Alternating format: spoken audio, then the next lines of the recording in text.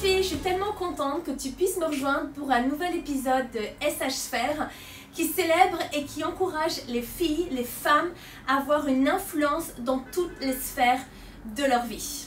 Et aujourd'hui, je voudrais aborder ce grand sujet qui est cette idée qu'on puisse tout avoir et tout faire.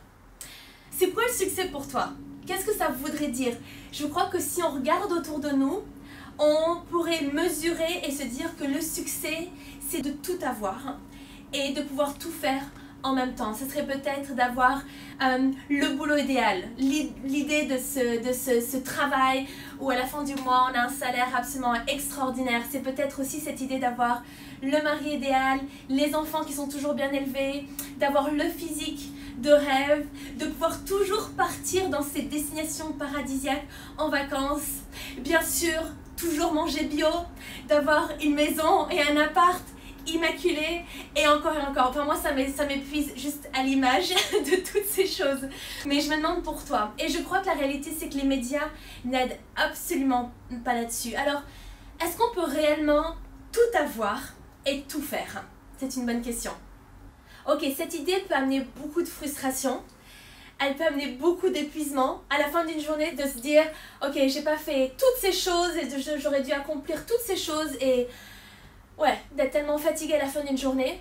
On peut aussi finir par se comparer l'une et l'autre et se dire hey, il y a telle fille qui semble avoir tout ça dans sa vie et moi alors, pourquoi est-ce que j'ai pas ces choses-là? Et donc du coup on se compare et ce qu'on réalise pas souvent c'est que cette fille d'ailleurs, elle aussi elle a ses propres défis, ses propres choses peut-être qu'elle n'a pas encore dans la saison dans laquelle elle se trouve.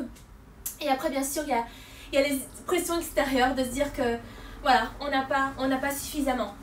Alors qu'est-ce qui nous permet de pouvoir vivre ces vies en tant que filles qui sont pleines, remplies, des vies qui sont épanouies tout au fil des saisons parce que c'est vraiment attractif. Ok, une chose que j'ai pu remarquer, c'est qu'il fallait qu'on arrête de compartimentaliser notre vie. Il n'est pas facile ce mot, mais c'est tellement vrai. Il faut qu'on réalise qu'au final, tout ce qu'on a entre les mains, tout ce qu'on fait, tout ce qu'on a, ça s'entremêle. C'est pas une question forcément de priorité ou d'importance, mais tout est important et que ces choses, effectivement, tous ces différents domaines soient connectés les uns avec les autres.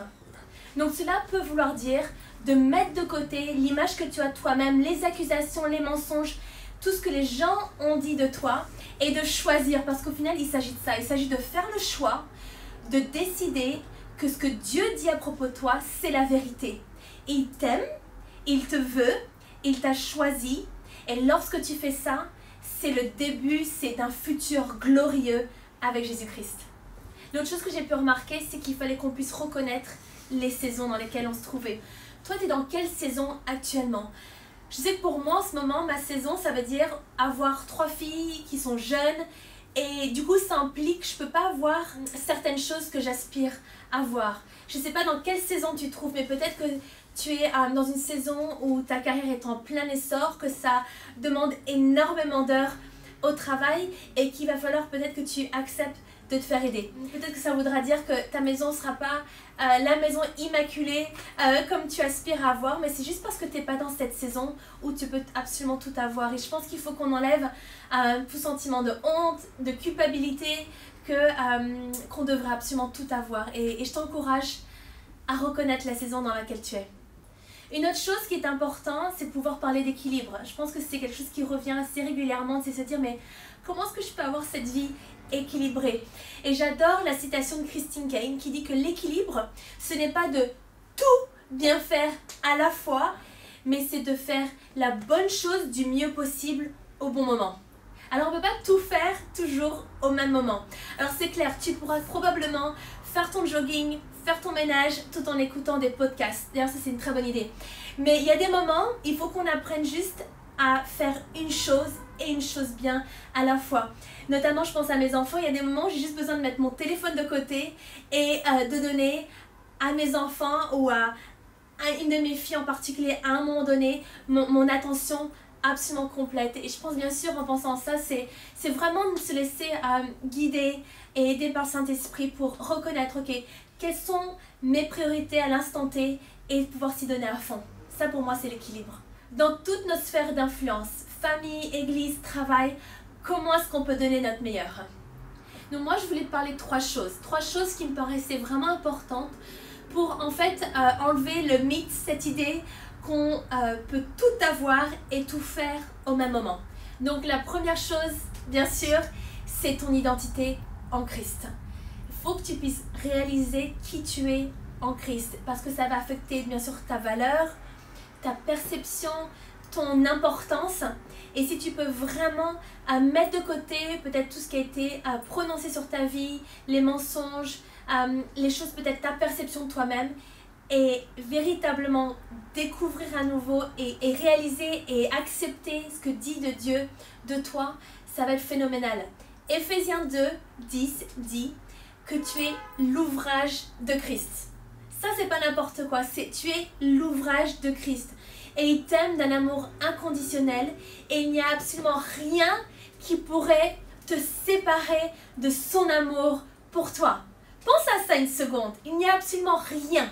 Tes erreurs, tes fautes, ta façon de parler, non, il n'y a absolument rien qui pourrait te séparer de l'amour de Christ pour toi. Ta valeur, elle est inestimable, tu es aimée, tu es chérie, tu es précieuse. Donc aujourd'hui, réalise ton identité en Christ. Et ça, tu peux le faire au travers de la parole, commencer à découvrir toutes les promesses de Dieu pour toi. Donc cela peut vouloir dire de mettre de côté l'image que tu as de toi-même, les accusations, les mensonges, tout ce que les gens ont dit de toi et de choisir, parce qu'au final il s'agit de ça, il s'agit de faire le choix, de décider que ce que Dieu dit à propos de toi, c'est la vérité. Il t'aime, il te veut, il t'a choisi, et lorsque tu fais ça, c'est le début, c'est un futur glorieux avec Jésus-Christ. Ok, la deuxième chose qui va t'aider, c'est d'avoir et de garder les yeux fixés sur Jésus. Au final, tout découle de cette posture. Et laisse-moi te parler de ce verset, Ésaïe 40, qui dit que tous ceux qui comptent sur l'Éternel vont pouvoir renouveler leur force, ne vont jamais s'épuiser et ne vont jamais se fatiguer. Et ça me parle énormément quand je pense effectivement à des moments dans notre vie où il semble que ça peut être parfois des saisons un peu de la folie, chargées, remplies, mais aussi excellent, des bonnes choses dans notre vie qu'on peut les faire alors qu'on garde les yeux fixés sur Jésus et de toujours avoir des forces renouvelées et de pouvoir aller jusqu'au bout. Et la troisième chose, c'est épanouis-toi dans la saison dans laquelle tu es en ce moment. Trop souvent, on attend d'avoir telle ou telle chose, de pouvoir faire telle ou telle chose avant de pouvoir s'épanouir.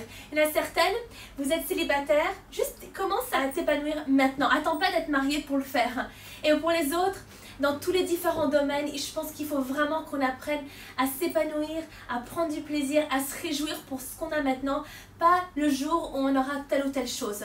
Ce serait trop dommage. Et au final, ce qu'on a, c'est maintenant. On a l'instant T et qu'on puisse prendre du plaisir, s'épanouir avec ce qu'on a en ce moment.